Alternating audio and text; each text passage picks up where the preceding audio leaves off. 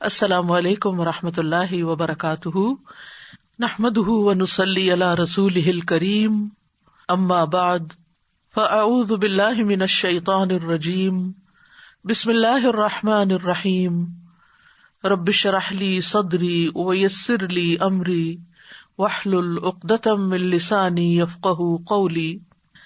آج سے ہم اپنے پروگرام قرآن کے موتی کا آغاز کر رہے ہیں اللہ کے نام سے۔ مومن اپنے ہر کام کا آغاز بسم اللہ سے کرتا ہے، اللہ کے نام سے کرتا ہے، کیونکہ اللہ ہی نے ہمیں پیدا کیا ہے، اللہ ہی ہمیں رزق دے رہا ہے، اللہ ہی کی طرف ہمیں لوٹ کر جانا ہے۔ لہذا ہمیں اس زندگی میں ہر کام کرتے ہوئے اپنے رب کو یاد رکھنا چاہیے۔ قرآن مجید کا آغاز بھی اللہ سبحانہ تعالیٰ نے بسم اللہ سے کیا، اور ہمارے لیے یہی مشروع کیا کہ ہم اپنا ہر قول اور عمل بسم اللہ کے ساتھ شروع کریں۔ پہلی وحی کا آغاز بھی اللہ کے نام کے ساتھ ہوا۔ جبریل امین نے پہلی مرتبہ جب نبی صلی اللہ علیہ وسلم کو قرآن مجید کی پہلی آیت سکھائی تو فرمایا، اقرأ بسم ربک الذی خلق، اپنے رب کے نام سے پڑھ جس نے پیدا کیا۔ تو گویا عبادت ہو یا ہمارے دنیا کے کام ہوں، ان سب میں ہمیں اپنے رب کو یاد رکھنا ہے، اور اس کے بے شمار فائدے بھی ہیں۔ اللہ سبحانہ تعالیٰ کا نام بابرکت ہے، لہذا جب ہم اللہ کے نام سے کوئی کام شروع کرتے ہیں تو ہمارے کاموں میں برکت پیدا ہو جاتی ہے۔ قرآن مجید میں آتا ہے، تبارک اسم ربک ذو الجلال والاکرام، بہت بابرکت ہے تیرے رب کا نام جو بہت عظمت والا، اکرام والا ہے۔ جب ہم عبادت کرتے ہیں تو کہتے ہیں ایاک نعبد و ایاک نستعین، صرف تیری ہی ہم عبادت کرتے ہیں اور تجھی سے ہم مدد چاہتے ہیں، کیونکہ ہم کمزور ہیں، ہم اللہ کی عبادت کا حق ادا نہیں کر سکتے۔ اس لیے کوئی بھی کام جو عبادت کی نوعیت سے تعلق رکھتا ہو، یعنی خاص عبادات سے، ان کے آغاز میں بھی اللہ کا نام لینا چاہیے، کیونکہ اس سے اللہ کی مدد حاصل ہوتی ہے، اور پھر مزید نیک کاموں کی توفیق بھی ہوتی ہے۔ انسان برائی سے بچتا ہے، شیطان کے وار سے محفوظ رہتا ہے، کیونکہ اللہ تعالیٰ کی مدد، توفیق اور سپورٹ انسان کو حاصل ہو جاتی ہے، اور انسان کے اندر کوئی فخر اور غرور نہیں آتا۔ وہ یہی سمجھتا ہے کہ جو بھی نیک کام میں کر رہا ہوں وہ اللہ کی مدد سے، اللہ کی توفیق سے ہی کر رہا ہوں، اس میں میرا اپنا کوئی کمال نہیں۔ وما توفیقی الا باللہ، نہیں مجھے توفیق مگر اللہ کے نام کے ساتھ ہی۔ پھر اسی طرح جب انسان بسم اللہ سے کام کا آغاز کرتا ہے تو انسان کو اخلاص نصیب ہوتا ہے، کیونکہ جب اللہ کا نام لیا تو اللہ کے نام کے ساتھ اللہ ہی کے لیے کام کرنا چاہیے، جو بھی کچھ ہم کریں۔ اور پھر اگر وہ کام صحیح ہے، عبادت کا ہے یا دنیاوی امور سے متعلق ہے، تو پھر ہماری نیت اور ہمارا قبلہ درست ہو جاتا ہے، انسان کو اخلاص نصیب ہو جاتا ہے۔ پھر اسی طرح یہ ہے کہ انسان جب اللہ کے نام کے ساتھ کوئی کام کرتا ہے تو اللہ کی نعمتوں کی یاد دہانی بھی ہوتی ہے۔ مثال کے طور پر اگر آپ پانی پی رہے ہیں تو جب آپ پانی پینے لگتے ہیں تو بسم اللہ کہتے ہیں، اور جب بسم اللہ کہتے ہیں تو آپ کو اللہ کی یاد آ جاتی ہے، اور پھر ساتھ ہی وہ نعمت جو آپ استعمال کر رہے ہیں اس کے بارے میں غور و فکر بھی نصیب ہوتا ہے کہ یہ اللہ نے پانی پلایا ہے، اور پھر انسان کا غور و فکر اسے کہیں سے کہیں لے جاتا ہے، اس کے اندر ایک وسعت پیدا ہوتی ہے، وہ سوچتا ہے کہ یہ پانی میرے گلاس میں کہاں سے پہنچا، کس نے اتارا۔ تو ظاہر ہے کہ پانی کا پیدا کرنے والا بھی اللہ ہے، اور تمام چیزوں کو اللہ سبحانہ تعالیٰ نے پانی سے پیدا کیا۔ ہم تک جو پانی پہنچتا ہے کچھ تو زمینی ذرائع سے، اور بیسیکلی بارش کے ذریعے آتا ہے۔ بارش کیسے آتی ہے؟ سمندروں کا پانی بخارات کی شکل میں اوپر اٹھتا ہے، اور پھر بادلوں کی شکل میں جہاں اللہ چاہتا ہے برساتا ہے. جب بادل برستے ہیں یا برف پڑتی ہے تو پہاڑوں کی چوٹیوں پر اور مختلف جگہوں پر یا تو پانی جم جاتا ہے یا پھر ندی نالوں کی شکل میں، دریاؤں کی شکل میں بہنے لگتا ہے، اور کچھ پانی رس کر زمین کے اندر چلا جاتا ہے، چشموں کی شکل اختیار کر لیتا ہے، اور پھر مختلف ذرائع سے ہوتے ہوتے وہ ہم تک پہنچتا ہے جسے ہم پیتے ہیں، اور جب پیتے ہیں تو پھر اللہ کا شکر ادا کرتے ہیں اور آخر میں الحمدللہ کہتے ہیں. لیکن اگر اتنے اہتمام کے ساتھ جو پانی میرے گلاس میں پہنچا اس کو میں نے اللہ کو یاد کیے بغیر، نعمت دینے والے کا نام لیے بغیر ہی پی لیا، تو اس سے بڑھ کر ناشکری کیا ہو سکتی ہے. پھر اسی طرح اگر انسان کھانا کھاتا ہے اور اللہ کا نام لیتا ہے تو وہ ضرور سوچتا ہے کہ کیا جو کچھ میں کھا رہا ہوں یہ اللہ کی مرضی کے مطابق بھی ہے یا نہیں، حلال ہے یا حرام ہے، اور پھر کس طریقے سے میں اس کو کھا رہا ہوں اور کس طریقے سے یہ مجھ تک پہنچا ہے. ان ساری چیزوں پر بھی غور و فکر ہونے لگتا ہے. تو گویا بسم اللہ پڑھنا بار بار انسان کو اللہ کی یاد دلاتا ہے، اور اس طرح انسان اللہ کی اطاعت کی طرف مائل ہوتا ہے، اللہ کی دی ہوئی نعمتوں کو اللہ کی رضا میں استعمال کرتا ہے، اور اللہ کو یاد کرتے ہوئے اللہ کا قرب حاصل کر لیتا ہے. یعنی جب ہر کام کے شروع میں جب ہم اٹھتے بیٹھتے چلتے پھرتے ہم اللہ کا نام لیتے ہیں تو اس طرح ہمیں اللہ سبحانہ تعالیٰ کا قرب نصیب ہوتا ہے، اور ہمارے دنیا کے کام بھی عبادت بن جاتے ہیں کیونکہ وہ اللہ کی مرضی کے مطابق اللہ کی رضا کے لیے ہوتے ہیں.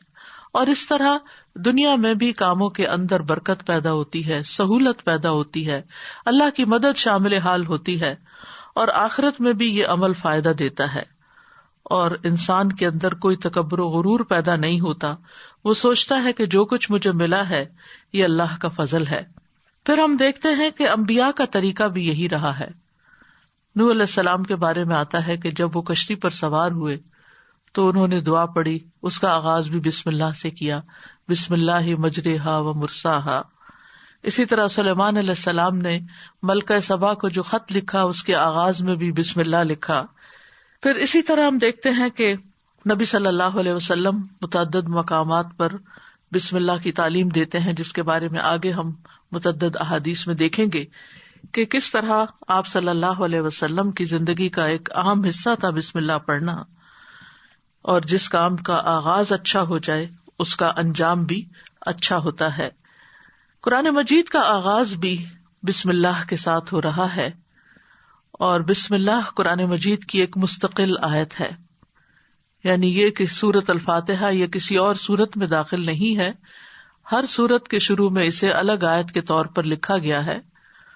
اور اس میں ہم دیکھتے ہیں کہ سورۃ التوبہ جو ہے اس سے پہلے بسم اللہ نہیں ہے، کیونکہ بسم اللہ سے امان حاصل ہوتی ہے، اور سورۃ التوبہ کے شروع میں مشرکین کو امان سے نکالا جا رہا ہے، بری ذمہ کیا جا رہا ہے.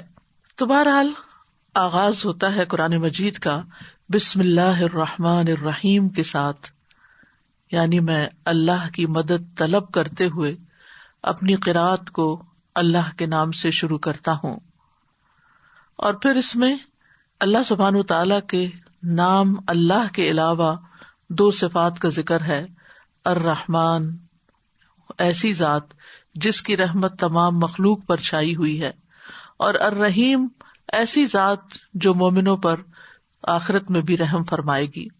جہاں تک لفظ اللہ کا تعلق ہے تو اس کو اسم الجلالہ بھی کہتے ہیں. اللہ کی اصل الالہ ہے، اور لغت عرب میں الہ 4 معنوں پر بولا گیا ہے. نمبر 1 المعبود، جس کی عبادت کی جائے. نمبر 2 الملجأ، جس کی پناہ لی جائے.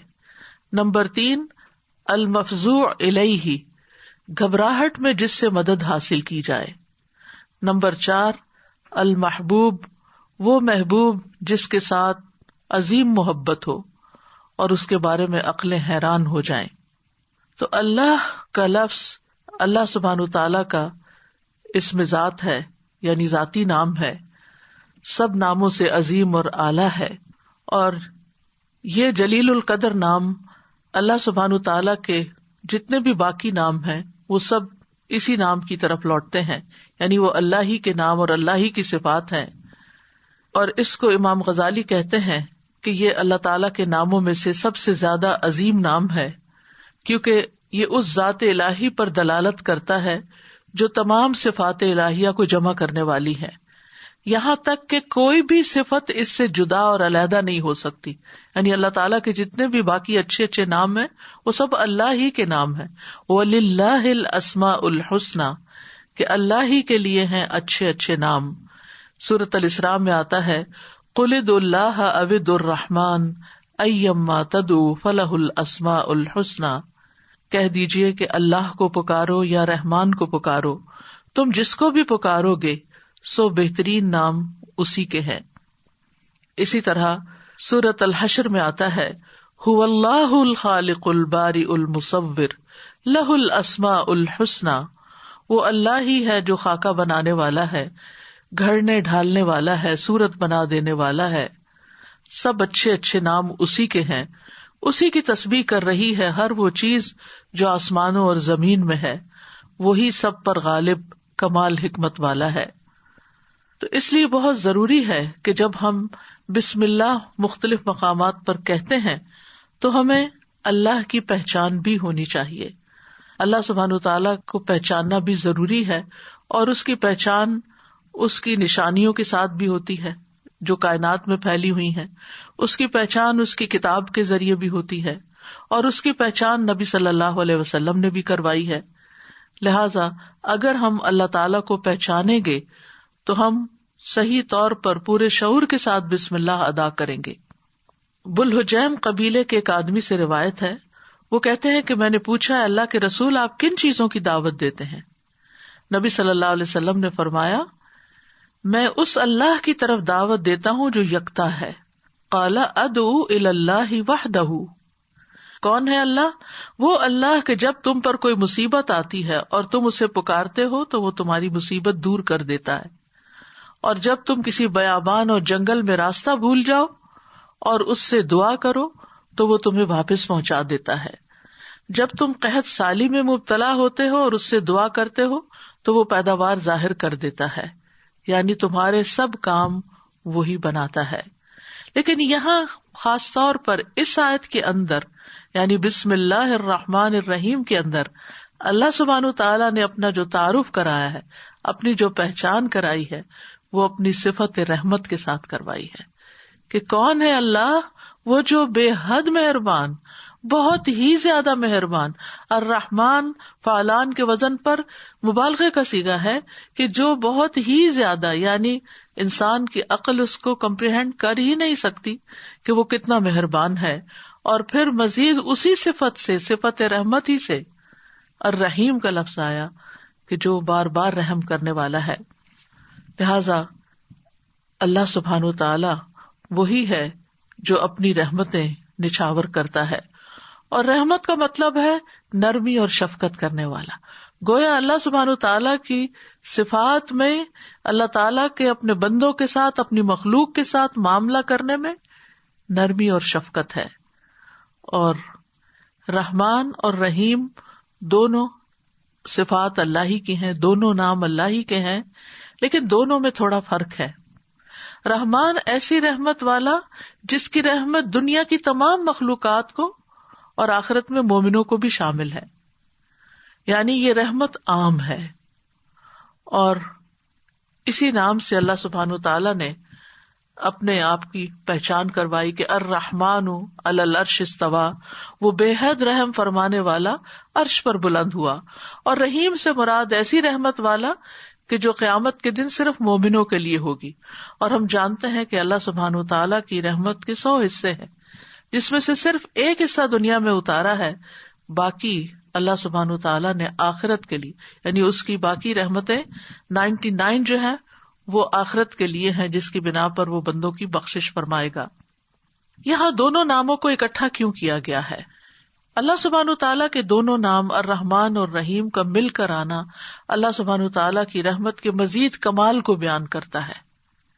اور اس کے بارے میں ابن القیم رحمہ اللہ کہتے ہیں کہ جہاں تک الرحمن الرحیم دونوں ناموں کو جمع کرنے کا تعلق ہے، تو اس کا معنی ان دونوں معنوں سے اچھا ہے جو معنی ان کے الگ الگ بیان کیے جاتے ہیں، یعنی وہ مزید جمع ہو جاتا ہے. اور وہ یہ ہے کہ الرحمن اللہ کی قائم صفت پر دلالت کرتا ہے، اور لفظ الرحیم اللہ کی مخلوق پہ کی جانے والی رحمت سے تعلق رکھتا ہے. پس پہلا نام جو ہے اللہ کی ذاتی صفت رحمت پہ دلالت کرتا ہے، اور دوسرا نام اللہ کے فعل پر دلالت کرتا ہے کہ اللہ اپنی رحمت کے ساتھ مخلوق پر رحم فرماتا ہے. اور ابن قیم یہ بھی کہتے ہیں کہ ان دونوں صفات کو جمع کرنے کا یہ فائدہ ہے کہ اللہ نے دنیا میں جلد اور آخرت میں بعد میں واقع ہونے والی رحمت کی خبر دی ہے، اور اللہ کی خاص اور عام رحمت کے متعلق خبر دی گئی ہے، اور اللہ کی رحمت اس کے غضب پر غالب ہے. ابو ہریرہ کہتے ہیں کہ رسول اللہ صلی اللہ علیہ وسلم نے فرمایا، جب اللہ مخلوق کو پیدا کر چکا تو اس نے اپنی کتاب لوح محفوظ میں لکھا جو اس کے پاس عرش پر موجود ہے کہ میری رحمت میرے غضب پر غالب ہے، اور اس کی رحمت بہت وسیع ہے. قرآن مجید میں آتا ہے وَرَحْمَتِي وَسِعَتْ كُلَّ شَيْءٍ، میری رحمت نے ہر چیز کو گھیر رکھا ہے. کوئی اس کو مانتا ہے یا نہیں مانتا، اس کی عبادت کرتا ہے یا نہیں کرتا، جتنے بھی ہم دنیا میں لوگ چل پھر رہے ہیں، سخت نافرمانیاں کرتے ہیں، لیکن اس کے باوجود وہ ہمیں جینے کی مہلت دیتا ہے، رزق دیتا ہے، ہمارے کام سنوارتا ہے، ہمیں مشکلات سے بچاتا ہے.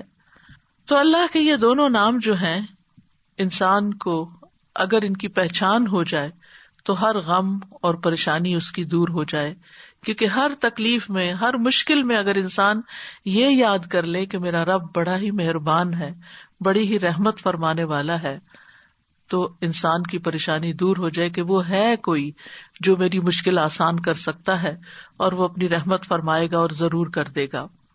تو ہمیں ہر کام سے پہلے بسم اللہ پڑھنی چاہیے، کیونکہ اللہ سبحانہ تعالیٰ کا نام لینے والا کامیاب ہوتا ہے.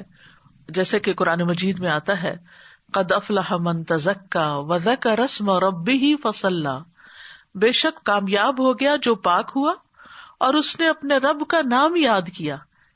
یعنی رب کا یہ نام لینا کامیابی کی علامت ہے، کامیابی کی ضمانت ہے.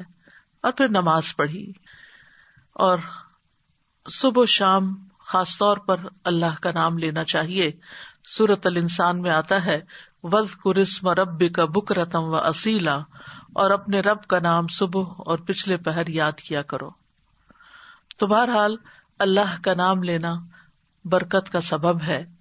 ایک شخص نے نبی صلی اللہ علیہ وسلم سے کہا، ہم کھانا تو کھاتے ہیں لیکن ہم سیر نہیں ہوتے، ہمارا پیٹ نہیں بھرتا. آپ نے فرمایا شاید تم الگ الگ کھاتے ہو، اپنے کھانے پہ جمع ہو جایا کرو اور کھانے کے وقت اللہ کا نام لیا کرو، وہ تمہارے لیے اس کھانے میں برکت ڈال دے گا. یعنی یہ مطلب یہ ہے کہ اگر تھوڑا بھی ہوگا تو تمہارا پیٹ بھر جائے گا اور تمہاری بھوک مٹ جائے گی. اسی طرح اللہ کا نام لینے سے انسان کو ہر طرح کی حفاظت بھی ملتی ہے. جابر بن عبداللہ سے مروی ہے کہ رسول اللہ صلی اللہ علیہ وسلم نے فرمایا، جب رات کا آغاز ہو یا جب شام ہو جائے تو اپنے بچوں کو روک لو، گھر سے باہر نہ نکلنے دو، کیونکہ اس وقت شیاطین پھیل جاتے ہیں. پھر جب رات کی ایک گھڑی گزر جائے تو انہیں چھوڑ دو اور دروازے بند کر لو. اس وقت اللہ کا نام لو، کیونکہ شیطان بند دروازے نہیں کھول سکتا. اللہ کا نام لے کر اپنے مشکیزوں کا منہ باندھو، اللہ کا نام لے کر اپنے برتنوں کو ڈھک دو، خواہ کسی چیز کو چوڑائی میں رکھ کر ہی اس کو ڈھکو، اور اپنے چراغ سونے سے پہلے بجھا دیا کرو. تو اس سے کیا پتا چلتا ہے کہ رات کو آخری کام جو کر رہا ہوتا ہے انسان، چاہے کیسی ہی تھکاوٹ کیوں نہ ہو، یہ کام وہ ہیں جو تقریباً سب لوگ کرتے ہیں، تو ان سب چیزوں پر بھی بسم اللہ پڑھنی چاہیے، اس وقت بھی اللہ کا نام لینا چاہیے. پھر اسی طرح اللہ کا نام لینے سے انسان اچانک پہنچنے والی مصیبت سے بھی محفوظ رہتا ہے. عثمان بن عفان کہتے ہیں، میں نے رسول اللہ صلی اللہ علیہ وسلم سے سنا، آپ فرماتے تھے، جس نے شام کو 3 بار یہ دعا پڑھ لی اسے صبح تک کوئی اچانک مصیبت نہیں آئے گی، کوئی اچانک مصیبت نہیں آئے گی. یعنی اس کا مطلب نہیں کہ دوسری آ جائے گی، یعنی ایک دم کسی قسم کی پریشانی اس کو لاحق نہیں ہوگی. اور وہ دعا ہے بسم اللہ الذی لا یضر مع اسمہ شیء فی الارض ولا فی السماء وہو السمیع العلیم. اللہ کے نام سے، وہ ذات کہ اس کے نام سے کوئی چیز زمین میں ہو یا آسمان میں نقصان نہیں دے سکتی، اور وہ خوب سنتا ہے اور خوب جانتا ہے. اور جس نے صبح کے وقت یہ دعا پڑھ لی اسے شام تک کوئی اچانک مصیبت نہیں آئے گی، اور جب شام کو کوئی پڑھ لے تو صبح تک اس کو پریشانی نہیں ہوگی. اسی طرح اگر انسان بسم اللہ نہیں پڑھتا تو یاد رکھیے کہ بسم اللہ نہ پڑھنے کا نقصان یہ ہے. ابن عباس کہتے ہیں کہ ابلیس نے اللہ تعالیٰ سے کہا کہ تو نے اپنی ساری مخلوق کا رزق واضح کر دیا ہے، میرا رزق کس میں ہے؟ تو اللہ تعالیٰ نے فرمایا ہر اس چیز میں جس پر میرا نام نہ لیا جائے. تو گویا جس چیز پر ہم اللہ کا نام نہیں لیتے وہ رزق پھر شیطان کے حصے میں چلا جاتا ہے، گویا ہم اپنے دشمن ہی کو فیڈ کرتے ہیں. قیامت کے دن بھی اللہ کے نام سے وزنی کوئی چیز نہ ہوگی. پھر اسی طرح یعنی اس دعا کے پڑھنے کے مواقع کون کون سے ہیں؟ نمبر 1، ہر کام شروع کرنے سے پہلے، تاکہ اس میں برکت اور مدد حاصل ہو، اس کے اندر قبولیت ہو، ہمیں اخلاص نصیب ہو. پھر خاص طور پر کھانا کھانے سے پہلے حضرت عائشہ کہتی ہیں کہ رسول اللہ صلی اللہ علیہ وسلم نے فرمایا جب تم میں سے کوئی کھانا کھانے لگے تو چاہیے کہ اللہ تعالیٰ کا نام لے. پھر اگر شروع میں اللہ تعالیٰ کا نام لینا بھول جائے تو چاہیے کہ یوں کہے بسم اللہ اولہ و آخرہ، اللہ کے نام سے اس کھانے کے شروع میں اور آخر میں بھی. پھر اسی طرح لباس اتارتے وقت بسم اللہ پڑھنی چاہیے. انس رضی اللہ عنہ سے روایت ہے کہ نبی صلی اللہ علیہ وسلم نے فرمایا جنوں کی آنکھوں اور بنی آدم کی شرمگاہوں کا پردہ یہ ہے کہ جب ان میں سے کوئی اپنے کپڑے اتارے تو بسم اللہ پڑھ لے، یعنی اتارنے سے پہلے پڑھ لے، تو جن اور شیاطین کی نظر نہیں لگتی. اسی طرح جب آپ بچوں کو کپڑے تبدیل کروا رہے ہوں تو اس وقت بھی بسم اللہ پڑھ لیں. اسی طرح بیت الخلاء جاتے وقت یعنی اندر پاؤں رکھنے سے پہلے بسم اللہ پڑھ کے دروازہ کھولیں. حضرت علی رضی اللہ عنہ روایت کرتے ہیں، کہتے ہیں کہ رسول اللہ صلی اللہ علیہ وسلم نے فرمایا جنوں کی آنکھوں اور بنی آدم کی شرمگاہوں کا پردہ یہ ہے کہ جب ان میں سے کوئی بیت الخلاء جائے تو بسم اللہ پڑھ لے، کیونکہ جب انسان ننگا ہوتا ہے تو حفاظت کے فرشتے اس سے دور چلے جاتے ہیں. تو اس وقت حفاظت پھر کس سے حاصل ہوگی؟ جب آپ واش روم میں جانے سے پہلے بسم اللہ پڑھ کے پھر داخل ہوں گے. اسی طرح وضو سے پہلے ابو ہریرہ کہتے ہیں کہ رسول اللہ صلی اللہ علیہ وسلم نے فرمایا لا صلاۃ لمن لا وضوء لہ ولا وضوء لمن لم یذکر اسم اللہ تعالی علیہ، کہ جس کا وضو نہیں اس کی نماز نہیں، اور جو شخص وضو کے شروع میں اللہ تعالی کا نام نہ لے اس کا وضو نہیں. اب یہاں پر بعض لوگوں کو یہ پریشانی ہوتی ہے کہ ہم واش روم میں کھڑے ہوتے ہیں، وہیں سنک ہے، وہیں کموڈ ہے، تو پھر ہم بسم اللہ کس طرح پڑھیں؟ اس کے ایک تو یہ ہے کہ جب آپ وضو کی نیت سے جا رہے ہیں تو اندر داخل ہونے سے پہلے ہی پڑھ لیں اور جا کے ٹیپ کھول لیں اور اپنا وضو شروع کر دیں. دوسرا یہ ہے کہ آپ دل میں پڑھ لیں. لیکن اگر کوئی بھول گیا ہے تو جس وقت یاد آئے یعنی وضو کے دوران اس وقت بھی پڑھ سکتا ہے. پھر اسی طرح پڑھنا ہی بھول گیا تو اس کا کیا مطلب وضو ہوا ہی نہیں سرے سے، یا پھر یہ کہ اس کی اگر وضو نہیں ہوا تو کیا نماز ہی نہیں ہوئی؟ نہیں، اس کا مطلب یہ کہ اس کا وضو کامل نہیں ہوا. یہاں علماء نے اس کا مطلب یہ کیا ہے کہ اس کے وضو میں نقص رہ گیا. وضو ہو جائے گا، نماز ہو جائے گی، لیکن وہ جو برکت حاصل ہونی تھی یا زیادہ ثواب ملنا تھا اس سے انسان محروم ہو جاتا ہے. پھر اسی طرح یہ ہے کہ قرآن مجید کی قرأت سے پہلے بسم اللہ پڑھنی چاہیے. قتادہ سے روایت ہے، وہ کہتے ہیں کہ انس رضی اللہ عنہ سے سوال کیا گیا کہ نبی صلی اللہ علیہ وسلم کی قرأت کیسی تھی، تو انہوں نے بیان کیا کہ آپ صلی اللہ علیہ وسلم کھینچ کر پڑھتے تھے. پھر آپ نے بسم اللہ الرحمن الرحیم کو پڑھا، یعنی بسم اللہ الرحمن الرحیم، یعنی مد کے ساتھ پڑھتے تھے الرحمن کو، الرحیم کو بھی کھینچ کر تلاوت کرتے تھے. پھر اسی طرح کھانا کھانے سے پہلے بھی عمر بن ابی سلمہ رضی اللہ عنہ کہتے ہیں میں بچہ تھا اور رسول اللہ صلی اللہ علیہ وسلم کی پرورش میں تھا. عمر بن ابی سلمہ جو ہیں یہ ابو سلمہ رضی اللہ عنہ کے بیٹے ہیں، ام سلمہ کے بھی بیٹے ہیں. ام سلمہ کی جب شادی ہوئی تو یہ نبی صلی اللہ علیہ وسلم کے گھر میں بچے آ گئے، یعنی آپ کے ربیب تھے اور آپ کی پرورش میں تھے. تو وہ کہتے ہیں کہ کھانا کھاتے وقت میرا ہاتھ برتن میں چاروں طرف گھوما کرتا جیسے بچے عام طور پر کرتے ہیں. تو رسول اللہ صلی اللہ علیہ وسلم نے مجھ سے فرمایا، اے لڑکے بسم اللہ پڑھ لیا کرو اور دائیں ہاتھ سے کھایا کرو، اور برتن میں وہاں سے کھایا کرو جو جگہ تم سے نزدیک ہو، یعنی اپنے سامنے سے کھاؤ. وہ کہتے ہیں کہ چنانچہ اس کے بعد میں ہمیشہ اسی ہدایت کے مطابق کھاتا رہا. تو یہ ٹیبل مینرز ہیں، کھانا کھانے کے آداب ہیں، اور اس میں نہ صرف یہ کہ بڑوں کو اس کا اہتمام کرنا چاہیے بلکہ بچوں کو بھی سکھانا چاہیے. پھر اسی طرح گھر میں داخل ہوتے وقت بسم اللہ پڑھ کر داخل ہوں. جابر رضی اللہ عنہ سے روایت ہے، وہ کہتے ہیں کہ میں نے رسول اللہ صلی اللہ علیہ وسلم کو فرماتے ہوئے سنا، جب آدمی اپنے گھر میں داخل ہوتا ہے تو وہ داخل ہوتے وقت اور کھانا کھاتے وقت اللہ کا نام لیتا ہے تو شیطان کہتا ہے کہ آج تمہارے لیے اس گھر میں نہ رات گزارنے کی جگہ ہے اور نہ ہی رات کا کھانا ہے. اور اگر وہ داخل ہوا لیکن اپنے داخل ہوتے ہوئے اللہ کا نام نہ لیا تو کہتا ہے تم نے رات گزارنے کی جگہ پا لی. اور اگر اپنے کھانا کھانے کے وقت اللہ کا نام بھی نہ لے انسان تو شیطان کہتا ہے تم نے رات گزارنے کی جگہ اور رات کا کھانا پا لیا. یعنی ہماری چیزوں میں پھر اس کی شراکت ہو جاتی ہے.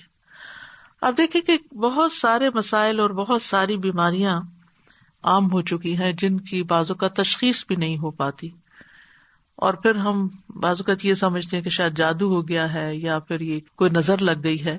لیکن اگر ہم ان آداب کا خیال رکھیں تو انشاءاللہ شیطان جو ہمارا دشمن ہے اس کے شر سے محفوظ رہیں گے. نہ صرف یہ کہ خود اپنے لیے بلکہ اپنے گھر والوں کے لیے بھی ان کو تعلیم بھی دیں اور ان کو یاد دہانی بھی کرائیں، اور ان کی پروٹیکشن کا انشاءاللہ بہترین سر و سامان ہوگا. اسی طرح رات کو سونے سے پہلے بسم اللہ پڑھ کر بستر جھاڑنا چاہیے. رسول اللہ صلی اللہ علیہ وسلم نے فرمایا، صحیح مسلم کی روایت ہے، جب تم میں سے کوئی اپنے بستر پر جائے تو اسے چاہیے کہ وہ اپنے تہبند کا کونا پکڑے اور اس سے اپنا بستر جھاڑ لے اور بسم اللہ پڑھ لے، کیونکہ وہ نہیں جانتا کہ کون اس کے بعد اس کے بستر پر آیا. یہ بات بڑی اہم ہے کہ وہ نہیں جانتا. تو اس سے یعنی کہ صرف انسان نہیں بلکہ جن ملکوں کے اندر بچھو کیڑے مکوڑے عام گھومتے پھرتے ہیں اور خاص طور پر گرمیوں کے موسم میں نکل آتے ہیں، یہ لوگ کھلی چھت میں کھلی فضا میں سوتے ہیں، بازو کے چارپائیاں سارا دن وہیں بچھی رہتی ہیں، تو معلوم نہیں کہ بستر کے اندر یا بیڈ کے اندر کون سی ایسی چیز گھس گئی کہ جس کو جھاڑنے سے وہ نکل جائے گی. دوسرا یہ کہ بعض اوقات یہ جو ہمارے سارا دن بنے ہوئے بستر رہتے ہیں تو اس کے بارے میں علماء کہتے ہیں کہ بعض اوقات جنات بھی ان پہ آ کر لیٹ جاتے ہیں. تو کئی لوگوں کو بری بری خوابیں آتی ہیں، رات کو ان کی نیند ڈسٹرب رہتی ہے. لیکن اگر آپ یہ مسنون عمل کریں تو ایسی چیزوں میں کمی واقع ہو جاتی ہے. تو یہاں پر نبی صلی اللہ علیہ وسلم نے تہبند کا کونا فرمایا. آپ کوئی بھی کپڑا لے سکتے ہیں، کوئی ٹاول لے سکتے ہیں، اپنا دوپٹے کا ہی کونا پکڑ کے ایک اس سے جھاڑ دیں. اور یہ بھی کہا جاتا ہے کہ ہم جب ایک رات سوتے ہیں تو وہ ڈیڈ سیل جو ہوتے ہیں وہ بستر پر ہی رہ جاتے ہیں، اور وہ بھی کئی بیماریوں کا باعث بنتے ہیں جب وہ بستر پر ہی لگے رہتے ہیں اور ان کو جھاڑا نہیں جاتا. تو بہرحال گرد و غبار ہو یا ڈیڈ سیلز ہوں یا کیڑے مکوڑے ہوں یا کچھ بھی نہ ہو، تب بھی نبی صلی اللہ علیہ وسلم نے جو طریقہ سکھایا ہے اس پر عمل کرنا چاہیے.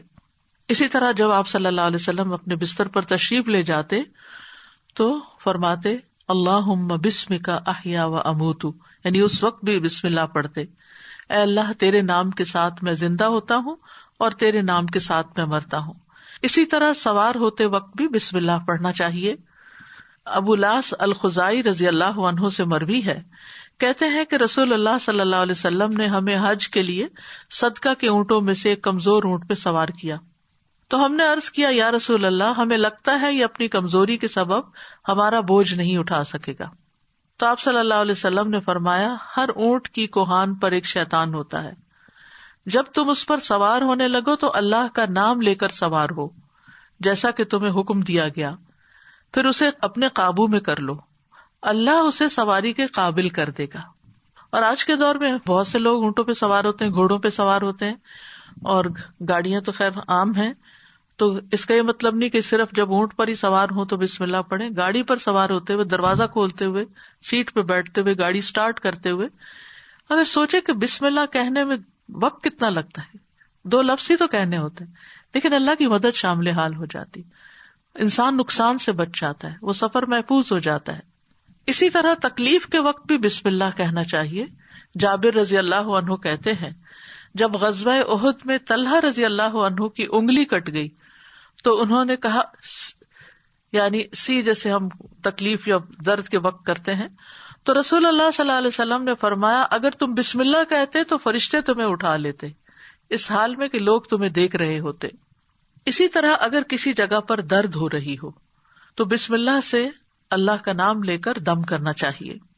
صحیح مسلم میں آتا ہے، عثمان بن ابو العاص ثقفی رضی اللہ عنہ سے روایت ہے کہ انہوں نے رسول اللہ صلی اللہ علیہ وسلم سے درد کی شکایت کی جسے وہ اپنے جسم میں محسوس کیا کرتے تھے جب سے وہ مسلمان ہوئے. تو رسول اللہ صلی اللہ علیہ وسلم نے ان سے فرمایا اپنا ہاتھ اس جگہ رکھو جہاں تم اپنے جسم سے درد محسوس کرتے ہو اور 3 بار بسم اللہ کہو. یہاں اس حدیث سے یہ پتہ چلتا ہے کہ جہاں شدت زیادہ ہو، تکلیف وغیرہ کی، وہاں بسم اللہ کو ریپیٹ بھی کیا جا سکتا ہے. 3 مرتبہ بسم اللہ کہو اور 7 مرتبہ یہ پڑھو اعوذ باللہ وقدرتہ من شر ما اجد واحاذر. میں اللہ کی ذات اور اس کی قدرت سے ہر اس چیز سے پناہ مانگتا ہوں جسے میں محسوس کرتا ہوں اور جس سے میں خوف کرتا ہوں. تو آپ خود بھی اور بچوں کو بھی یہ دعا سکھا دیں. کہیں چوٹ لگ جائے، کہیں درد ہو رہا ہو، اور بعض اوقات ایسے لا علاج مرض ہوتے ہیں کہ تکلیف ہوتی ہے لیکن ڈائگنوز نہیں ہوتی، تو اللہ کے نام سے انسان مدد حاصل کرتا رہے اللہ کی، تو ایسی تکلیفیں دور ہو جاتی ہیں. اور پورے یقین کے ساتھ یہ کرنا چاہیے. اور وہ تمام چیزیں جو نبی صلی اللہ علیہ وسلم نے سکھائی وہ سنت زندہ بھی کرنی چاہیے، اور یہ یقین رکھتے ہوئے کہ یہ سب کچھ وحی کے ذریعے آپ کو بتایا گیا تھا. یعنی آپ نے اپنی خواہش نفس سے یہ باتیں نہیں سکھائیں یا کوئی تیر تکے سے نہیں بتائیں، بلکہ آپ کو سکھائی گئی تھی. اسی طرح ہم دیکھتے ہیں کہ جب آپ بیمار ہوئے تو جبریل علیہ السلام آپ کی خدمت میں تشریف لائے اور فرمایا اے محمد آپ بیمار ہو گئے ہیں؟ آپ صلی اللہ علیہ وسلم نے فرمایا ہاں.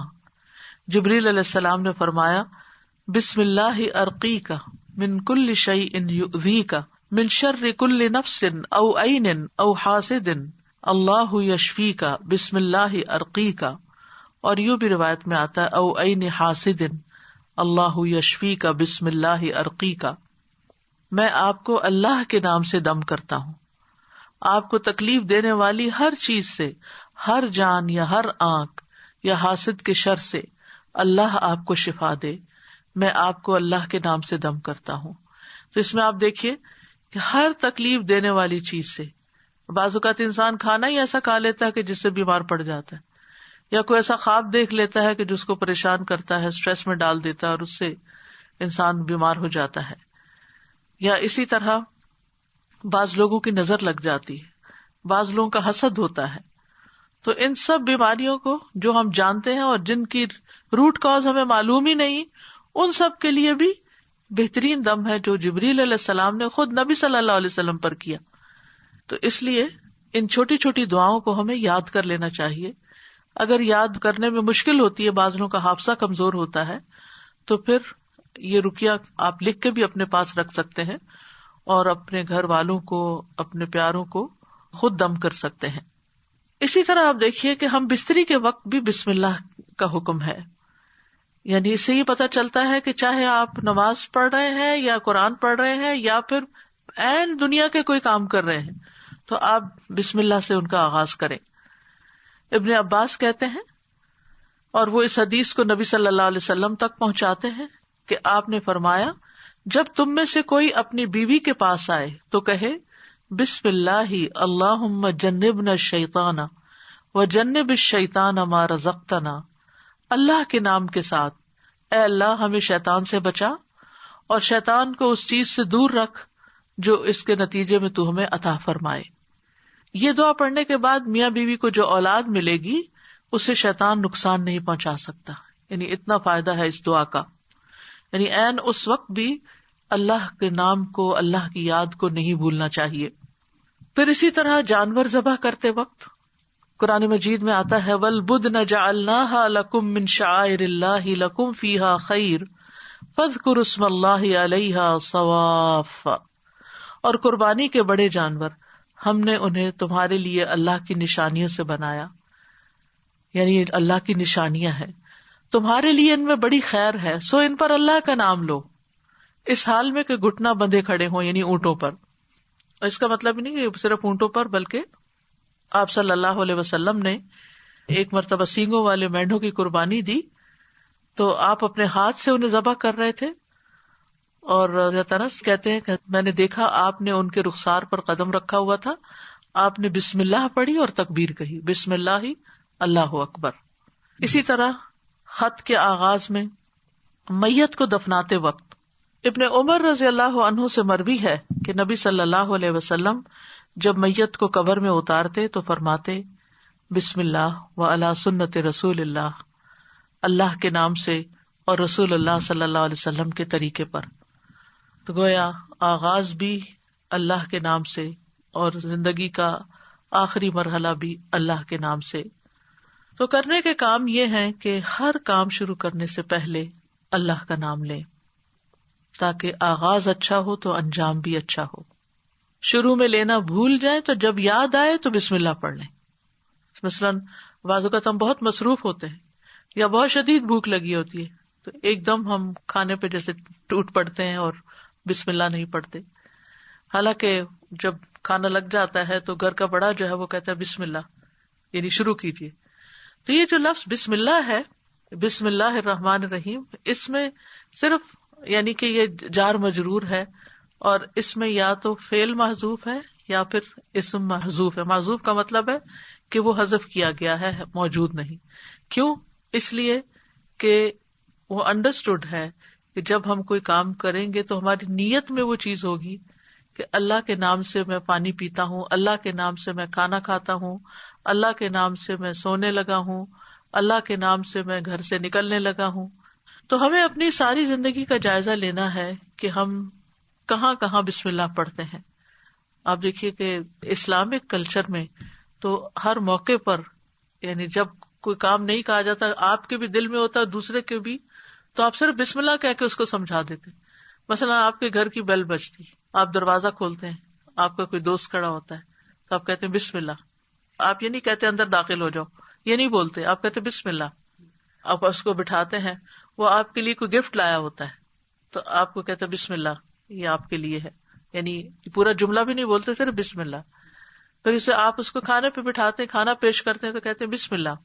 ہاتھ دھلانے کے لیے جاتے ہیں تو کہتے ہیں بسم اللہ۔ یعنی بسم اللہ ایسے لفظ ہیں کہ جو ہماری ساری ما فی الضمیر کو بیان کر دیتے ہیں، اور کہنے والا بھی جانتا ہے کہ وہ اللہ کا نام کیوں لے رہا ہے، اور سننے والا بھی سن رہا ہوتا ہے کہ اللہ کا نام کیوں لیا جا رہا ہے یہاں۔ تو اس لیے ہر کام شروع کرنے سے پہلے اس میں ایکشن جو ہے وہ ہڈن ہے، وہ دل میں ہے آپ کے، لیکن بس اللہ کا نام لینا برکت کا باعث ہوگا۔ تو اللہ کے نام کی برکتیں حاصل کریں، حسرتوں سے بچیں۔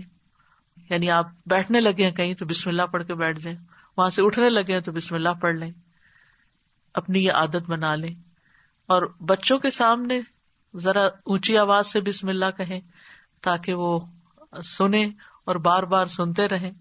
مجھے یاد ہے بچپن میں جب کوئی بچہ گر جاتا تھا تو ہماری پھوپھی ہمارے ساتھ رہتی تھی، تو اس وقت بھی بسم اللہ پڑھتی، پھر اٹھاتے ہوئے، پھر اس چوٹ کو سہلاتے ہوئے، یعنی ہر دوسرے کام میں بسم اللہ بسم اللہ۔ بچوں کو دودھ پلاتے ہوئے، بچوں کو اٹھاتے ہوئے، ان کو چینج کرتے ہوئے، تو یعنی بسم اللہ ہماری گھٹی میں پڑ جانی چاہیے کہ ہم کوئی کام اللہ کی یاد کے بغیر نہ کریں۔ جس سے انسان کو محبت ہوتی ہے وہ اس کے دل میں رہتا ہے اور اس کو ہمیشہ وہ یاد کرتا رہتا ہے۔ تو جو لوگ اللہ سے محبت کرتے ہیں، اور اللہ کا لفظ کا تو معنی ہی کیا ہے، ایک معنی یعنی مألوہ، یعنی جس سے شدید محبت کی جاتی ہے، جیسے اردو میں لفظ والہانہ کہتے ہیں آپ، والہانہ جس سے محبت کی جاتی ہے۔ تو اگر ہم اس کو اپنا اللہ سمجھتے ہیں، محبوب سمجھتے ہیں، اور اس سے والہانہ محبت کرتے ہیں، اور اس کی طرف پناہ لینا چاہتے ہیں، اپنے دشمن سے بچنا چاہتے ہیں، تو پھر اس کے لیے آپ اپنی عادت بنا لیں، اور جتنے مقامات کا میں نے ذکر کیا ہے ان پر تو خاص طور پر بسم اللہ کہنا نہ بھولیں. انشاءاللہ آپ دیکھیں گے کہ اس کی برکت سے، کہتے ہیں نا بسم اللہ کی برکت، تو بسم اللہ کی برکت سے آپ کی زندگی کے بہت سے کام آسان ہوں گے، بہت سی پریشانیوں سے نجات ملے گی. تو آئیے ایک دفعہ ہم خوبصورت آواز میں بسم اللہ سن لیتے ہیں. بسم اللہ الرحمن الرحیم. بسم اللہ الرحمن الرحیم. بسم اللہ الرحمن الرحیم. اس کے ساتھ ہی میں آپ سے اجازت لیتی ہوں. کل انشاءاللہ اسی وقت دوسرے پارے سے ایک آیت کا انتخاب کر کے آپ کے ساتھ بات چیت ہوگی. یہ رمضان کے سلسلے کی ایک کڑی ہے، اور اس وجہ سے ہر پارے سے صرف ایک آیت کو سلیکٹ کیا گیا ہے تاکہ ہم ایک آیت کو سمجھ بھی جائیں اور اس کو اپنی زندگی میں لے آئیں، تاکہ ہمارا علم ہم پر بوجھ نہ ہو، ہمارے لیے عمل کرنا آسان ہو. یعنی کبھی یہ روایت رہی کہ ایک دن میں ایک سپارہ پورا پڑھ لیا جائے، کبھی تیز بارش ہوتی ہے، اور کبھی ایک دن میں بس ایک آیت ہی سمجھ لی جائے. تو اصل مقصد کیا ہے؟ تدبر اور عمل، کہ ہم غور و فکر بھی کریں اور اس کے ساتھ ساتھ عمل بھی کریں. وآخر دعوانا ان الحمد للہ رب العالمین. سبحانک اللہم وبحمدک، اشہد ان لا الہ الا انت، استغفرک واتوب الیک. السلام علیکم ورحمۃ اللہ وبرکاتہ. دشمن عظمت پہ شدت کیجیے، ملحدوں